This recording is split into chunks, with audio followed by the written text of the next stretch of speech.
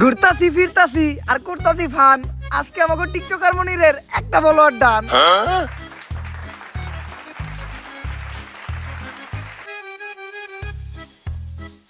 আলহামদুলিল্লাহ আমাকে টিকটকার মনিরের একটা ফলোয়ার ডান হিসেবে আমাকে এই মিলন মেলা সফল হইলো।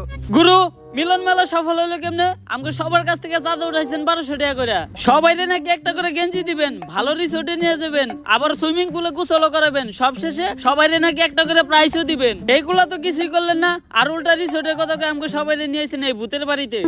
করস টিকটক আবার রিসর্টে যাইতেছাস। রিসর্টের যে ভাড়া তাই অল্প টিয়ার ভিতরে এই জায়গায় নিয়ে আইছি।